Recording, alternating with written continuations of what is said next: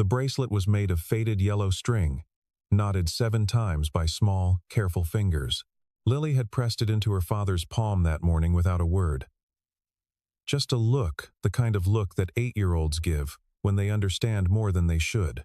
Ethan Cole closed his fist around it, swallowed the tightening in his throat, and stepped out into the rain. The apartment they lived in sat at the far end of Mercer Street, in a building where the hallway lights flickered and the radiator made a sound like something slowly dying. Unit 14. 2 rooms, 1 bathroom with a crack running diagonally across the mirror above the sink. Ethan had stopped looking at that crack a long time ago. He had stopped looking at a lot of things.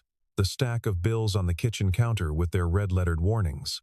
The empty side of the bed he still slept closest to the wall on. The framed photo on the dresser of a woman with dark eyes, and a laugh that used to fill every corner of a room.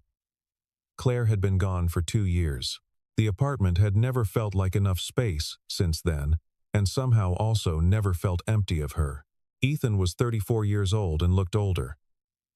Not in a broken way, more in the way of someone who had been carrying something heavy for a long time, and had simply learned to stand straighter because of it.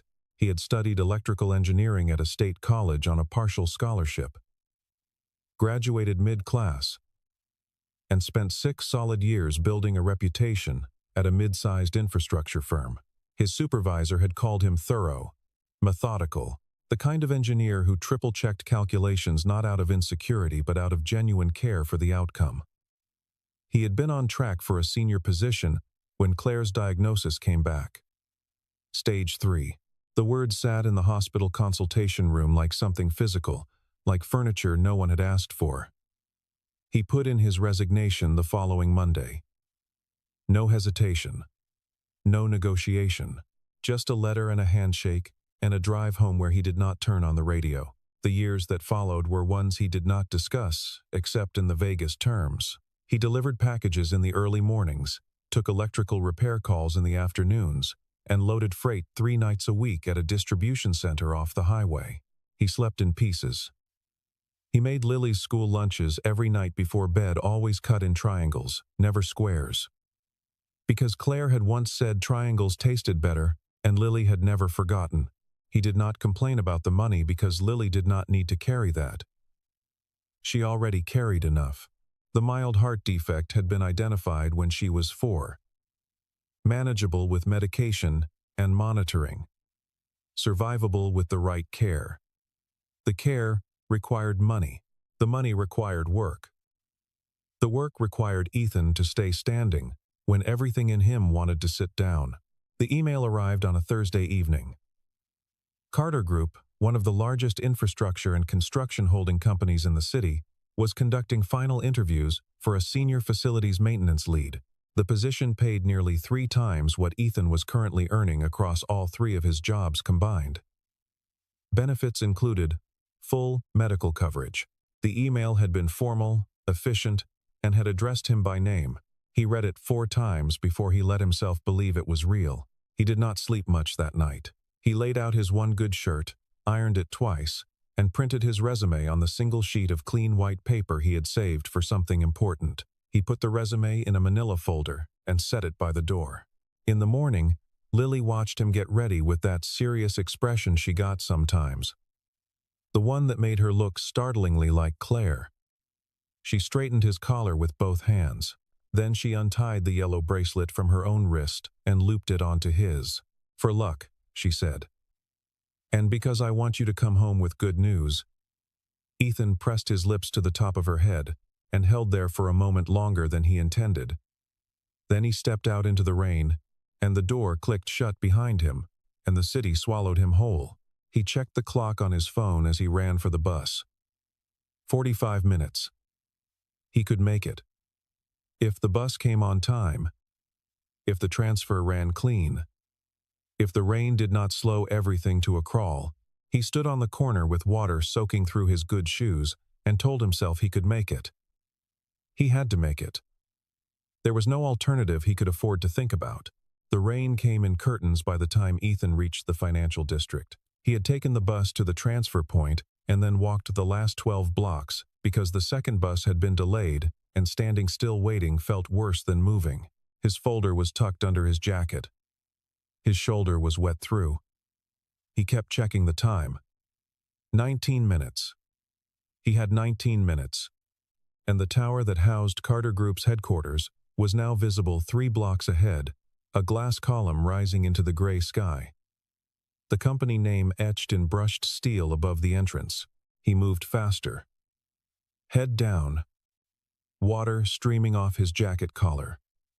The sidewalk was nearly empty at this hour, in this rain. Most people having made sensible choices about where to be. A food cart was pulled to the curb with a tarp flapping over it. A courier on a bicycle shot past with a plastic bag over his helmet. Ethan was focused on the entrance, on the lobby doors, on the clock that was still technically on his side. If he ran the last half block, he almost missed her. She was in the crosswalk. A woman, somewhere in her mid-30s, in a dark coat, seated in a manual wheelchair.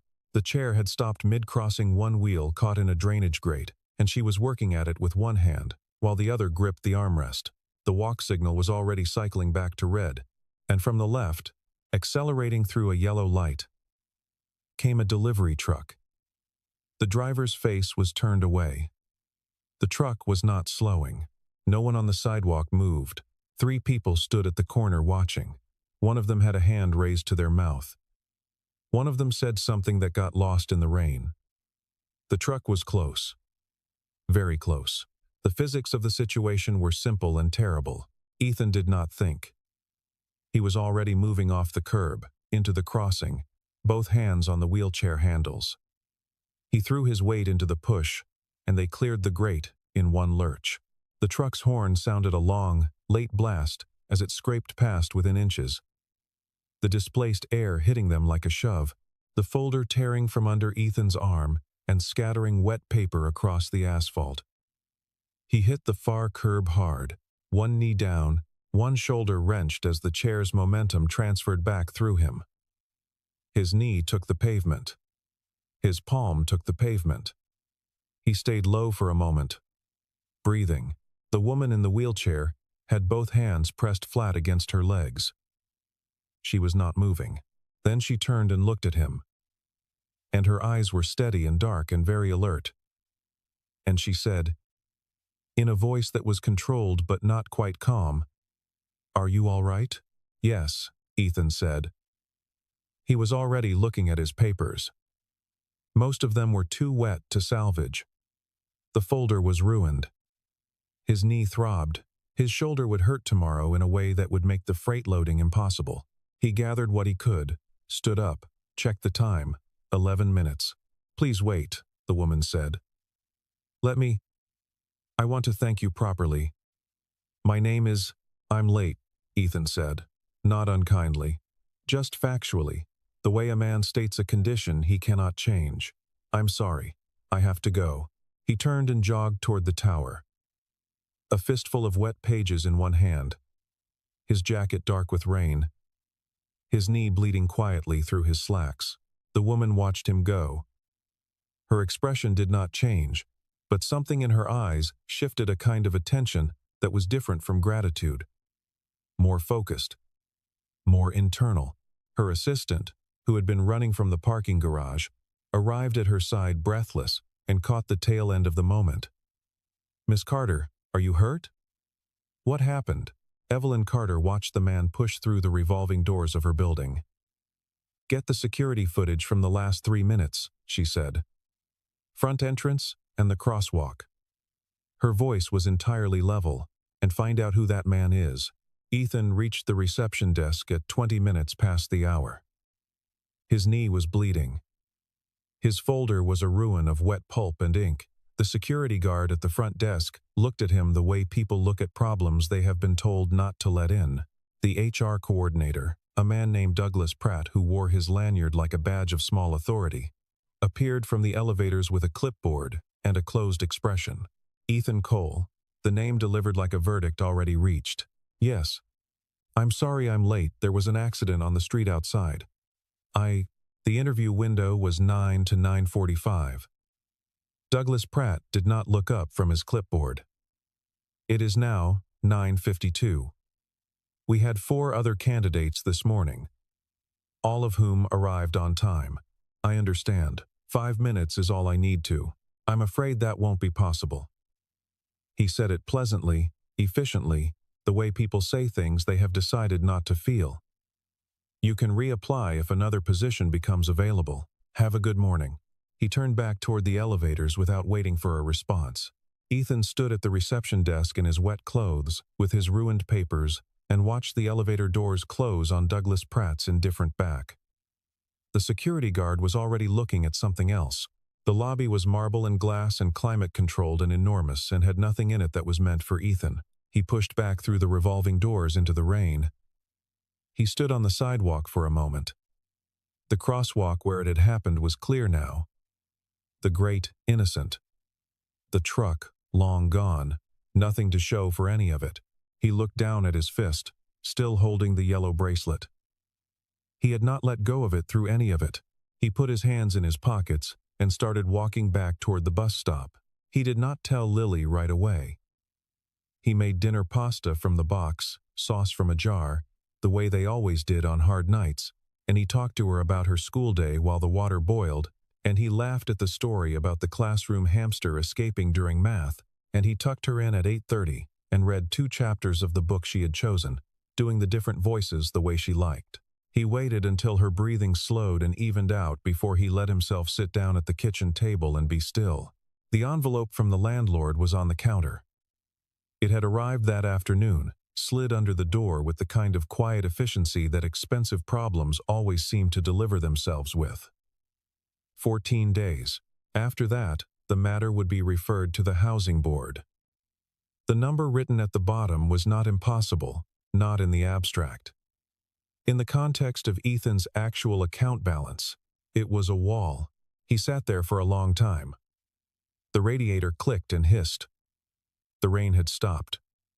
Through the thin wall, he could hear the television in the next unit. Laughter from something canned and distant.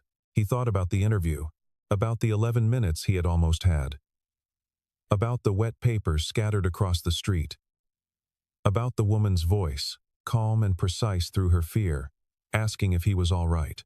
He had not thought about her after he walked away. He thought about her now, briefly, hoped she had gotten somewhere dry and safe. Then he stopped thinking about her because it did not change anything. He turned the landlord's envelope face down on the counter and went to bed. In the glass tower 40 blocks north, on the 14th floor, Evelyn Carter sat alone in front of a wall of monitors and watched a 63-second clip of security footage 3 times in succession. The angle was high and wide, washed out by rain and poor contrast. But it was clear enough to show the man break from the sidewalk without hesitation, to show the trajectory of the truck, to show the timing, which left essentially no margin for anything other than the outcome that happened.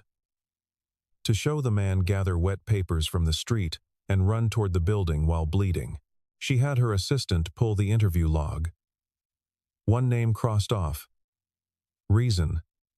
Late. She read the file that had been submitted with the application. 6 years of verifiable engineering experience before a 4-year gap. No disciplinary records. No debt defaults, though the financials were stretched thin across 3 concurrent employment sources. A daughter, age 8. No listed emergency contact other than the daughter's school. Evelyn read the file twice, then closed it, and sat looking at the frozen frame on the security monitor the man crouched at the curb. One hand on the wheelchair handle, one knee on the pavement, not looking at her, already looking toward the building he needed to reach. Why was he refused an extension? She asked the room. Marcus, her personal assistant, answered from the doorway. Pratt followed protocol. The window had closed.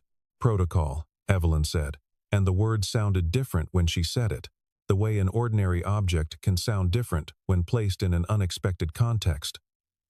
She turned off the monitor. Find out where he lives. The investigation was Marcus's work, but Evelyn reviewed everything herself. She always had.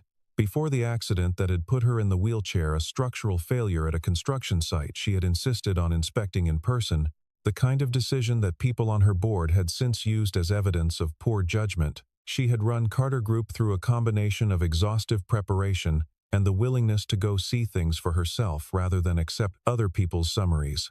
The wheelchair had not changed either instinct. It had simply changed the logistics.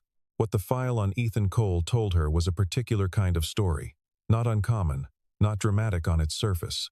A man who had made a series of choices that prioritized other people over himself, and who had arrived at the present moment with very little to show for it, except his daughter's health and his own intact sense of what he owed the world. He had never applied for housing assistance, despite qualifying. He had never filed for the caregiver tax credit, possibly from ignorance, possibly from the specific pride of people who do not want to explain their circumstances to a form.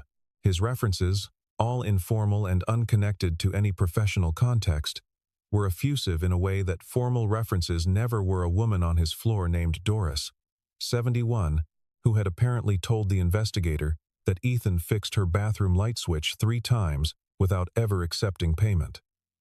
A school librarian who said he had donated Lily's outgrown books rather than selling them. None of this was unusual in isolation. Put together, it formed a picture of a person who had continued to be generous in conditions that would have excused selfishness. Evelyn found that she could not stop thinking about it, which was unusual. She was not, by nature or by training, someone who lingered on individuals.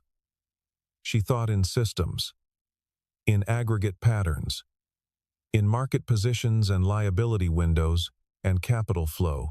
She had learned early, and at some cost, that the most effective way to lead a large organization was to reduce the human variable to its predictive components and optimize accordingly. It was efficient. It was also, she had come to recognize in the years since the accident, somewhat lonely. She had been running Carter Group for 9 years. She had taken over from her father at 26, inherited a company with a good reputation and a structural deficit, and had spent the intervening years turning it into something formidable. The accident at 42 had changed the optics in ways she was still managing. Half the board had gone quiet and watchful in the manner of people waiting for something to confirm what they already suspected. Victor Mason, her vice president of operations, had not gone quiet. He had become, if anything, more present in the way of someone who is measuring a space they intend to occupy. He was 51, effective, and had the kind of confidence in his own judgment that came from never having had it seriously tested. He had begun CCing board members on emails that he previously would have sent to Evelyn alone. She was paying attention. The afternoon she went to Mercer Street. She had told Marcus she was visiting a potential vendor. She dressed simply jeans, a gray jacket. She had learned that people interacted with her differently when they did not know who she was, and she had developed a modest talent for the particular inconspicuousness of someone who appears to be exactly what they are, nothing more or less. The building at the end of Mercer Street was the kind of place where nobody held the elevator for you, and the entry code was taped to the wall beside the keypad. She had a cover story ready: electrical problems in a unit on the 3rd floor, a referral from a property manager. But when she knocked and Ethan opened the door and looked at her with that entirely non-recognizing look, she found she did not need much of a cover at all. He was polite and direct and looked at her the way people look when they are trying to figure out a practical problem, not a social one. "The flickering," she said, "in the overhead lights. The manager said you might be able to take a look." He looked at the watch on his wrist, not her watch, just the time. Then he looked at the door of the room behind him, from which the sound of something being colored or drawn could be heard. "Give me a minute," he said. The apartment was small and deeply lived in, the walls covered with drawings in crayon and marker that had been taped up with careful alignment, almost gallery-like. The kitchen smelled of something with garlic. The furniture was old, but arranged with a particular intentionality, things placed where they would be most useful, rather than where they might look best. Evelyn recognized the logic of someone who had reduced their environment to its essentials. She recognized it because she had done a version of the same thing herself. Lily appeared from the hallway in socks, carrying a red marker with the cap off, and stopped when she saw Evelyn, not shy, just assessing, the way children do when they are deciding whether something is interesting. "Hi," she said. "Hi," Evelyn said. "Do you need your lights fixed too?" "I do." Lily considered this. "My dad fixes everything," she said matter-of-factly. Then she looked at the wheelchair with the particular directness of children who have not yet learned that curiosity should be disguised. "Does your chair go fast?" "Faster than you'd think." Lily smiled. It transformed her face, the way her father's did not quite manage complete, unguarded, the full thing. Evelyn found that it was difficult not to respond to it. Ethan came back from wherever he had checked, crouching behind him with her marker, and they went down the hall to the problem junction box. He worked quietly, efficiently, with the particular attention of someone who understood systems at a level deeper than procedure. He explained what he was seeing without being asked, not because he needed to explain himself, but because he apparently narrated his process as a habit, the way some people think aloud. Evelyn listened and said almost nothing, and watched his hands on the wiring, and thought that this was a person who would not cut corners, because corners never felt like an option to him. At one point, between tasks, she asked him how long he'd been doing electrical work. He said a while, with the brevity of someone who has more story than they want to give at that moment. She did not press. He told her about the building, a little, about the other residents, about Doris on the second floor, who had 3 cats, and strong opinions about the building super. He talked about the neighborhood in the way of someone who had made peace with their circumstances without pretending the circumstances were ideal. Then, Lily, who had been sitting on the hallway floor, drawing and listening, said without looking up, "Can you be friends with my dad? He doesn't smile very much anymore. He used to smile more." The sentence sat in the hallway for a moment. Ethan went still, without moving. Evelyn looked at the girl, and then at the man, and said nothing for long enough that Lily looked up, briefly concerned she had said something wrong. "I'd like that," Evelyn said, and she meant it in a way that surprised her. She left an hour later with a plausible reason she did not remember afterward, and the whole drive back she sat with the window open despite the cold and thought about a man who fixed things because he could not stop himself, and a girl who noticed when Joy had gone missing, and a building full of people who had been looked after without ever knowing why. Victor Mason had a corner office on the 12th floor, with a view of 2 bridges and a clear sight line to the elevator bank outside Evelyn's suite. He had arranged the office himself when he arrived 8 years ago, and had maintained it with the same careful attention ever since. He was a man who understood that environment was argument, that a room told a story about its occupant before the occupant spoke a word. His room said, organized, reliable, ready. He had been ready for a long time. The report his contact gave him on a Thursday afternoon was thin but sufficient. Evelyn Carter had been seen on Mercer Street 3 times in the past 2 weeks, entering a low-rent residential building, staying between 1 and 2 hours each visit. The man she was visiting was identified as Ethan Cole, 34, electrician, formerly of Harwick Engineering. Mason read the file twice. He passed it to his assistant without comment and asked for the full background within 48 hours. What came back was more interesting than he had expected. The crosswalk incident. The interview. The rejection. The footage Marcus had pulled, which someone on his floor had carelessly allowed onto a shared server. Mason sat with it for a while. He was not a stupid man. He could see exactly how this would look from outside the CEO. Compromised by sentiment. Making unofficial contact with someone whose application her company had rejected. Someone she had a personal connection to, however, incidentally formed. He could see the leverage in it. He could also see how small a push would be required. He crafted the setup with the kind of efficiency he applied to everything. It was not complicated.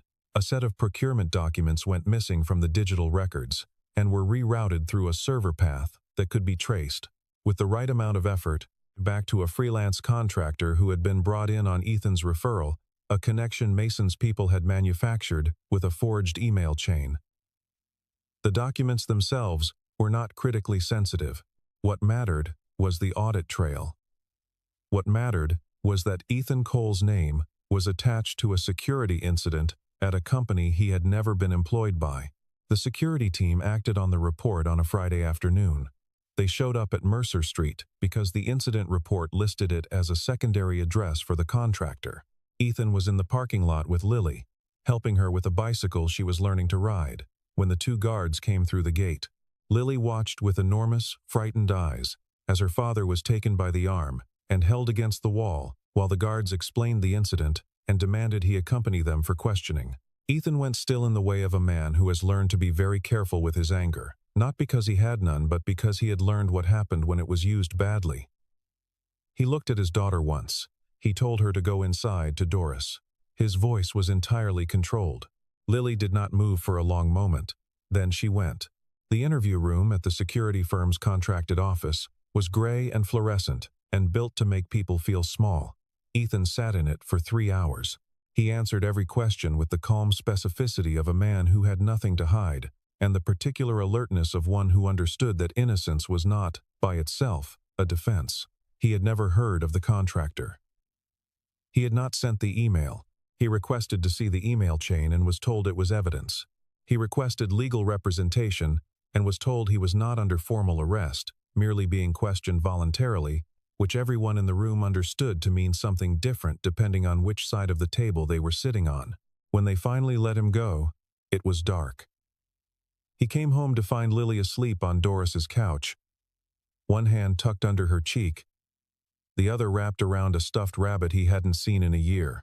Doris was in the kitchen chair knitting with a deliberate intensity that suggested she had been managing her feelings about the afternoon through the medium of wool.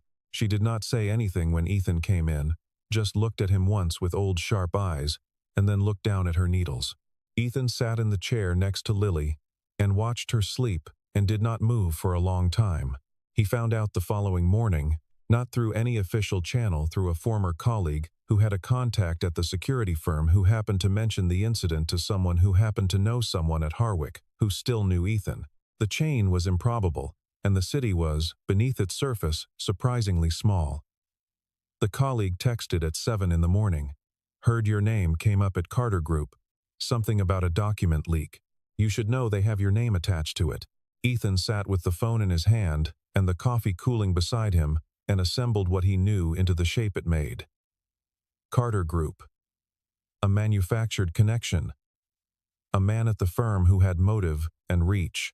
He knew the name Mason not well, just from the public record of the company's executive structure, which he had studied carefully before applying. He thought about the timing. He thought about Evelyn's cover, the flickering lights, the third-floor referral that he had never quite followed up to verify. He thought about her face in the hospital footage he had never seen, but which he understood now with the particular clarity of a thing that had been true all along. She had known who he was. She had come to observe him. He had welcomed her into his home. He had let Lily talk to her. He put the phone down on the counter. He pressed his hands flat on the surface and looked at them for a moment. Then he stood up straight and went to make Lily's breakfast. She came to the kitchen at 7:30 in her school clothes, with a look that said she had been awake earlier and had been deciding what to say. She sat at the table. She did not eat her toast immediately. Is the lady in the wheelchair your friend?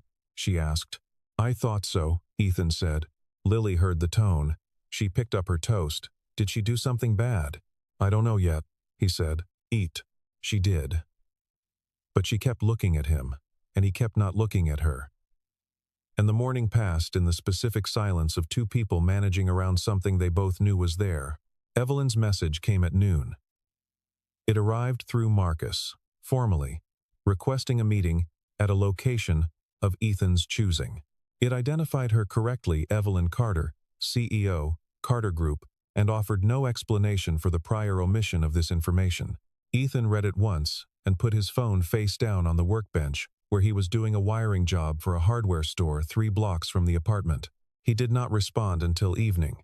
When he did, he wrote, I know who you are.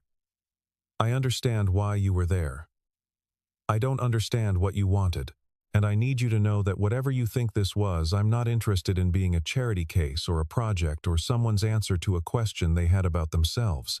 He sent it before he could edit it. Her response took 11 minutes. It was 3 sentences. You are right to be angry.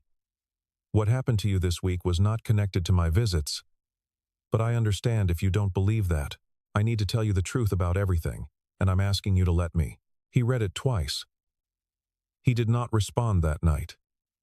He sat with it the way he sat, with everything difficult, squarely, without looking away, turning it in his hands. Lily, who had been pretending to read in the next room, appeared in the doorway. "Dad," she said. "People make mistakes." "I know that," he said. "Big mistakes," she clarified. She looked very serious. He looked at his daughter for a moment. "Go to bed," he said. But he said it gently. And she went. The meeting happened in a coffee shop near the river. Ethan's choice. Public, neutral. Nothing that belonged to either of them. He arrived first and sat with his hands around a cup of coffee that he did not drink for the first 7 minutes. When Evelyn came through the door, Marcus holding it, she crossed the floor without hesitation and stopped across the table from him and looked at him with the same steadiness she had shown in the crosswalk. "Thank you for coming," she said. "You said truth," he said. So, she told him all of it. The footage. The investigation she had run on him, she used that word, investigation, without softening it. The decision to visit in person, the cover story she had not needed but used anyway. She was specific and unapologetic, in the manner of someone who is confessing without performing contrition, which Ethan found, to his own annoyance, more persuasive than remorse would have been. She told him about Mason, about the document incident, which she had now identified as manufactured, about the board dynamics that had been building for months. She told him that she had been looking for someone whose judgment she could trust, and that she had been going about finding that person in a way that had not adequately considered what it cost the person being found. She said, "I should have told you who I was.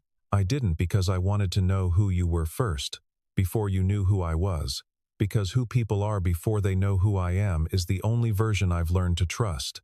She paused. "That is not an excuse. It's an explanation. The distinction matters to me." Ethan looked at his coffee. "My daughter asked if you could be her father's friend," he said. "She doesn't ask that about people." "I know," Evelyn said. "She's had enough people disappear on her."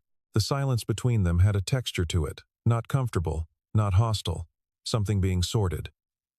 Ethan picked up the coffee cup finally and drank from it and set it down. "Mason," he said. "What do you have on him?" "A pattern," she said. "Not enough. The emails are forged," he said. "If they were routed through a manufactured path, there will be a timestamp irregularity. Systems don't lie the way people do. The handshake protocols will be off by milliseconds in a way that someone who knows what to look for can identify." He paused. "I know what to look for." She looked at him for a long moment. "Why would you do that?" "After everything, because it's the right thing," he said simply. Not heroically. Just as a statement of where things stood. "And because someone has to." She held his gaze. "He's going to come after you again if he finds out you're looking." "He already came after me," Ethan said. "Didn't change much." The board meeting had been scheduled for the following Thursday, a special session Mason had arranged with 3 sympathetic members, framed as a performance review of executive leadership in the wake of what he was calling a series of governance concerns. It was, in the language of corporate maneuvering, a very cleanly constructed trap. Evelyn had known about it for a week and had been operating with the limited options of someone who knew the verdict had been written before the proceedings began. Ethan worked for 4 days. He borrowed a laptop from his former colleague, set up in the library on Crestwood Avenue where Lily did her homework, and went through the server logs with the patience and precision that his old supervisor at Harwick had once called his defining quality. He was methodical. He did not sleep much. He ate sandwiches from the vending machine and drank terrible coffee. And on the 3rd morning, Lily came and sat across from him and did her reading without saying anything, and the silence between them was the good kind, the kind that meant he was not alone. The irregularities were there. Millisecond gaps in the authentication sequence, a forged origin header that had been masked well but not perfectly, the kind of almost perfect job that someone who was clever but not technically expert would produce when working from a template. There were 2 external email addresses in the chain that had been created 8 days before the incident, and had made no other traffic since. There was a server ping from a device registered to a contractor hired through a subsidiary that Mason chaired. Each piece individually was deniable. Together, they formed something solid. He printed 42 pages and put them in a folder, a new one, clean, no rain damage this time, and called Marcus. The boardroom on the 41st floor had floor-to-ceiling windows and a long mahogany table, and the particular atmosphere of rooms where important things are decided by people who believe they are more important than things. The 8 board members present arranged themselves with the unconscious geometry of their alliances, 4 on Mason's side, 3 nominally neutral, 1 openly supportive of Evelyn, and visibly nervous about it. Mason arrived last, which Ethan clocked immediately as a deliberate entrance, the small theater of a man who had rehearsed this moment. He had not expected Ethan to be in the room. That was visible. A fractional adjustment in his expression. Smoothed over quickly, but not quickly enough. He looked at Evelyn, then at Ethan, and his face assembled itself back into confidence. "I wasn't aware we had a guest," Mason said pleasantly. "You weren't meant to be," Evelyn said. She looked at Ethan. Ethan stood and opened the folder. He did not introduce himself. He simply began to talk, in the clear and specific language of someone who understood what they were describing, and was not performing the understanding. He walked through the server logs.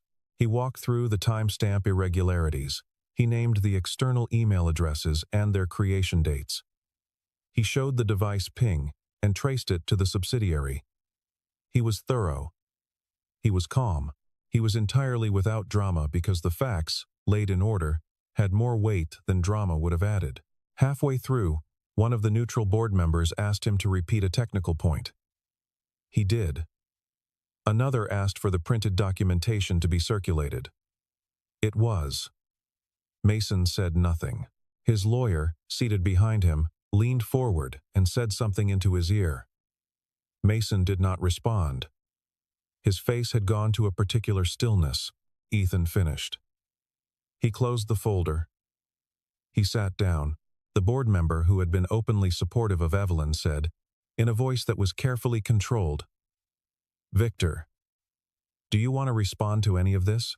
Mason looked at the table, then at Evelyn, then at Ethan, then at his lawyer, who gave a very small, deliberate shake of his head. "No," Mason said. The official termination of Victor Mason's employment was processed within 72 hours, following a brief investigation by the company's internal audit committee that confirmed Ethan's findings and identified 2 additional irregularities in Mason's conduct over the prior 18 months. The termination agreement contained a non-disclosure clause that everyone understood was more benefit to Mason than to the company. 3 board members issued a formal statement expressing their support for Evelyn Carter's leadership going forward. The tone of the statement had the specific quality of apologies that have been carefully drained of the word sorry. Evelyn read the statement in her office and put it in a drawer and left it there. The board meeting had also produced a secondary resolution, proposed by the neutral member who had asked Ethan to repeat himself, a motion to create a new position within the company's technical operations division, reporting directly to the CEO. The position was described as a senior advisory and systems integrity role. The vote had been 5-3, with the 3 against having already lost most of their leverage. Marcus drafted the formal offer letter the following morning. Ethan received it on a Tuesday. He read it standing at the kitchen counter while Lily ate cereal across the room, unaware. The salary figure was significantly more than the maintenance position he had originally applied for. The benefits package was comprehensive, including the full medical coverage that Lily's treatment required. There was a note at the bottom in Evelyn's handwriting, actual handwriting, not typed, that said simply, "Because you earned it, not because I owe you." He put the letter down. He looked at it for a while. He thought about what it would mean to accept something from someone he had also been angry at, and whether those 2 things could exist at the same time without one of them canceling the other. He thought about Lily's cardiologist and the medication schedule and the follow-up appointments that he had been stretching and rescheduling and stretching again. He thought about Doris on the 2nd floor, who had kept his daughter safe and had not asked for anything, and deserved better neighbors than people who were always one crisis away from leaving. He picked the letter back up. He looked at the note at the bottom. Then he called Marcus and said he had some conditions. The conditions were modest. He wanted to be useful, not decorative, not a symbol. He wanted his work to mean something in terms of actual systems, actual outcomes.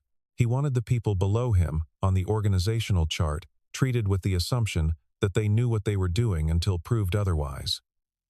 Marcus was quiet for a moment, and then said he would pass those along. Evelyn, apparently, sent back a single word. Obviously. He started the following Monday. The morning Ethan Cole walked into Carter Group with a badge that had his name printed on it and a floor to report to and a desk that was waiting for him. It was raining. Not the desperate horizontal rain of that first morning, just a gray, steady, unremarkable rain of the kind that cities produce on ordinary days. He had his bag over one shoulder and a travel mug of coffee and Lily's yellow bracelet on his wrist, which he had taken to wearing again without quite deciding to. He thought about that first morning sometimes. The bus and the transfer and the wet shoes and the folder dissolving in the rain and the feeling of the truck's displacement in the air as it screamed past. The elevator lobby and Douglas Pratt's clipboard and the particular smallness of being told no in a marble room that had been designed to impress.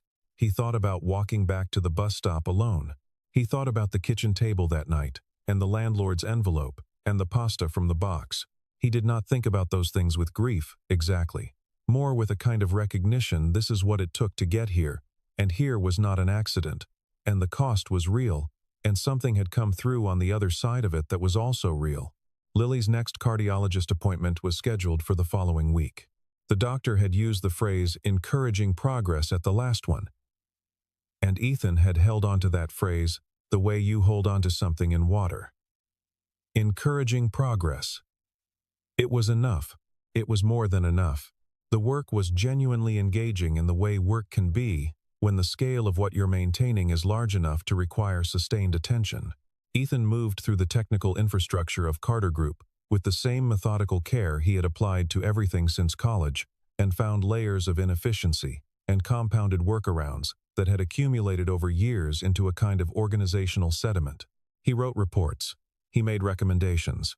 He trained 2 junior technicians who turned out to be sharp and grateful for someone who explained things as if the explanation mattered.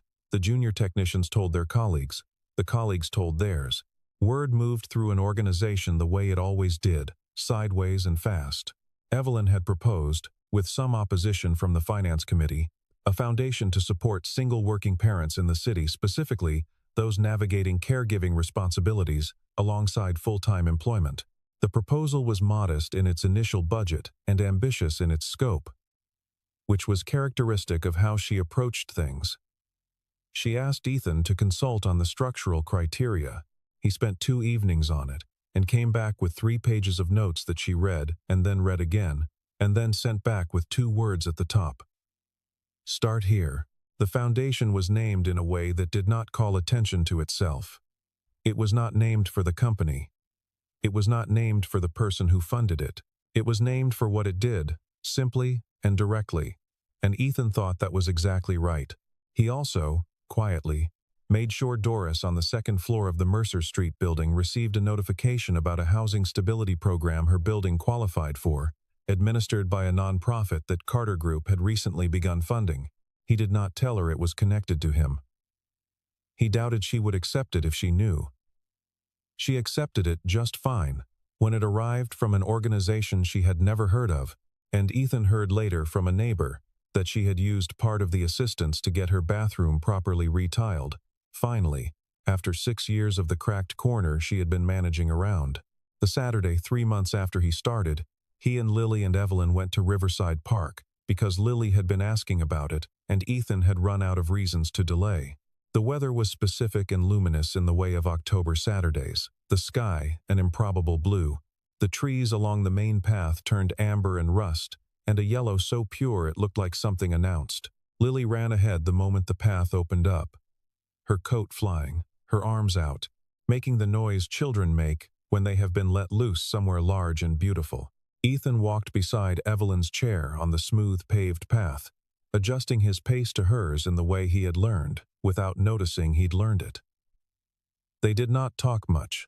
The park was doing the work that parks do, asking nothing, offering everything, making it possible to simply be in a moment without the moment requiring something in return. "She looks like you," Evelyn said, watching Lily navigate around a dog on a long leash with the gravity of a diplomat. "She looks like her mother," Ethan said. "Maybe both," Evelyn said. He looked at her sideways. She was watching the park with that characteristic steadiness, the directness that she brought to everything, and that he had stopped finding disconcerting and started finding grounding. She had a way of seeing things as they were without adding to them or subtracting, which was rarer than it should have been. "I need to tell you something," he said. "All right. The morning I was late for the interview.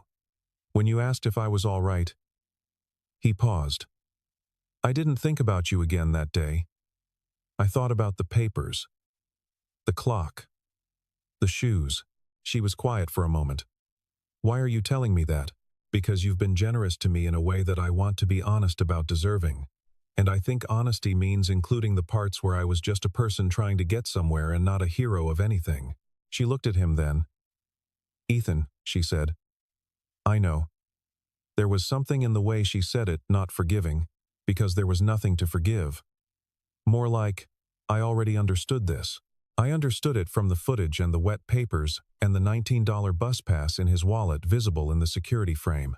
I understood it from a man who ran back toward the truck because the physics of the situation did not leave any other option that he could live inside." Lily came running back from 100 feet ahead, breathless and bright-eyed.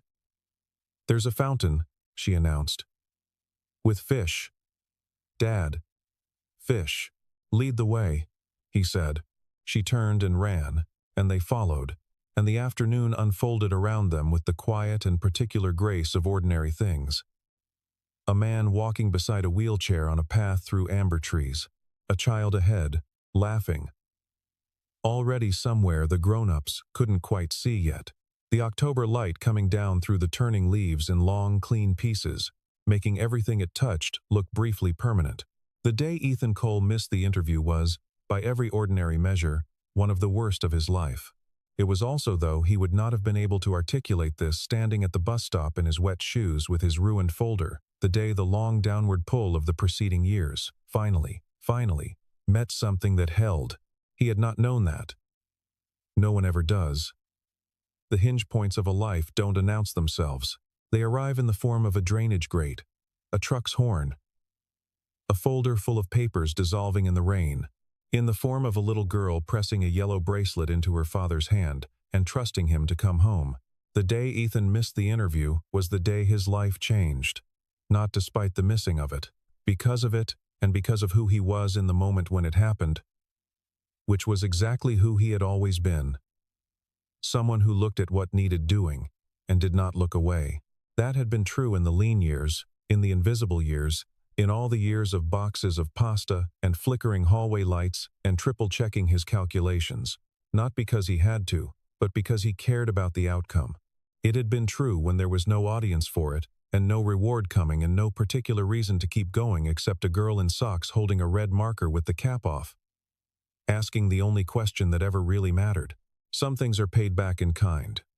Some are paid back in full, and some, the ones that change the shape of everything, are paid back in ways you could never have planned for. On a Saturday in October, in a park you'd been putting off visiting, with amber light in the trees and a child running ahead into the part of the story that hasn't happened yet. The bracelet on his wrist. The yellow string, knotted 7 times. Still there. Still holding.